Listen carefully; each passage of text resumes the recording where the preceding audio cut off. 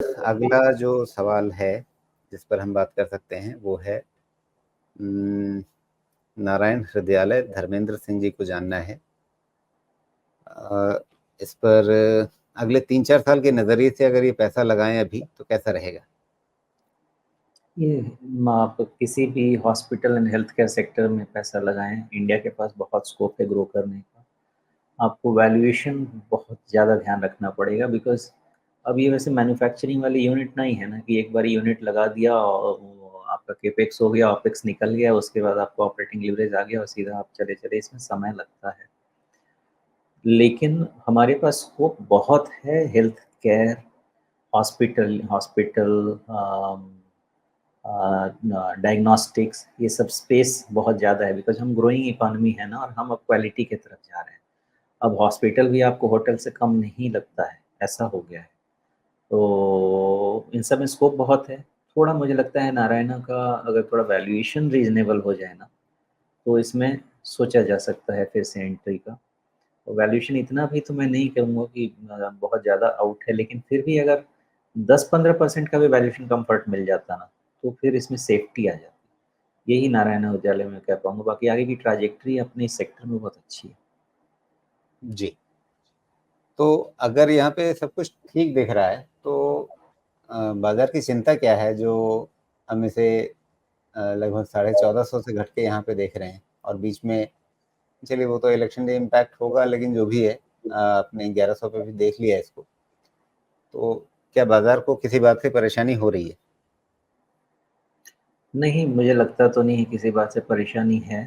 थोड़ा वैल्यूएशन के अलावा बहुत ज़्यादा और इसमें कोई भी इश्यू नहीं होगा राजीव जी। मुझे नहीं लगता कि कोई और इश्यू होगा। जी। चूँकि इनका बॉटम लाइन है ना कि एक थोड़ा-सा स्टक हो रहा है, यहाँ पे रुका हुआ है। सेल्स लेवल भी देखें और बॉटम लाइन भी देखें तो बहुत ज़्यादा कुछ चेंज नहीं हो रहा है पिछले 1 साल में। जी। इसलिए प्राइस अभी यहाँ हमने पे लेंडे स्ट्रगल। इंडिया पे भी यही बात की। क्या ये एक कॉमन पैटर्न बहुत सारे सेक्टर्स या सेगमेंट्स या शेयरों में दिख रहा है आपको कि पिछले कुछ समय से ग्रोथ और प्रॉफिट रुक रहे हैं? हॉस्पिटल और हेल्थ केयर में हो रहा है, डायग्नोस्टिक में नहीं हो रहा। तो हर का साइकिल होता है ना, जब मैंने देखा ये सब नए स्टॉक लिस्ट होके आए थे ना, तो हॉस्पिटल हेल्थ केयर में बहुत तेज़ी से, और अदर हॉस्पिटल में बोलूँगा, बिकॉज़ हेल्थ केयर में तो बहुत सारी चीज़ें आ जाएँगी। फिर देखिए इसी पे घटक आपको जी की टिप्पणी न्यूट्रिशन। है, सिर्फ पीई बढ़ रहा है बाजार में, अर्निंग्स उस हिसाब से नहीं बढ़ रहे हैं, उसके बाद भी पीई बढ़ रहा है। सिर्फ पीई के दम पे बाजार चल रहा है। कौन-सा only happening in. In general ये कह रहे हैं कि only PE expansion happening in market irrespective of earnings. Earnings नहीं बढ़ रही फिर भी पीई बढ़ रहा है, इसलिए बाजार चल रहा है। नहीं, निफ्टी, आप अगर निफ्टी लेवल पे, मार्केट लेवल पे बात करेंगे तो ये बात सही, टोटली सही नहीं है ना। बिकॉज़ निफ्टी का आप ईपीएस ये साल का अगर 1150 के ऊपर उम्मीद कर रहे हैं, 1175, तो अर्निंग्स तो ऐड हो रहा है। और एफवाई 26 का अब ईपीएस फैक्टर होने लगा करीब-करीब 1350 के आसपास का, विथ सम डेविएशन। तो अर्निंग्स नहीं है, ऐड हो रहे हैं, ऐसा थोड़ी है। ये 2017 से 2020 का मामला नहीं है साहब।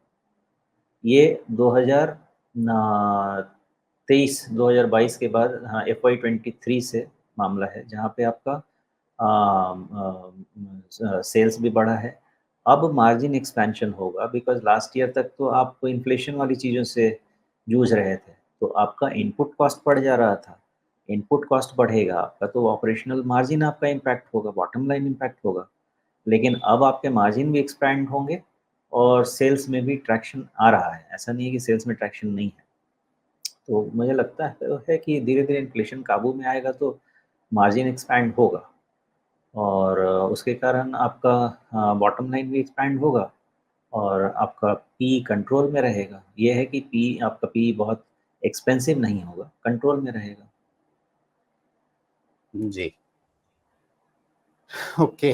तो अब यहाँ पे देखिए कुछ मित्र हैं हमारे जो बार-बार सवाल लिख रहे हैं, तो ये मैं ध्यान दिलाना चाहता हूँ कि जो मित्र बार-बार सवाल लिखते हैं ना अपने, तो उनका सवाल उस दिन नहीं लिया जाता है। क्योंकि वो सिर्फ़ हमारे बाकी दर्शकों को ही नहीं परेशान करता है, हमें भी सवाल चुनने में थोड़ी मुश्किल डालता है। तो इस चीज़ को ध्यान में रखिए प्लीज़, थोड़ा-सा रहम कीजिए।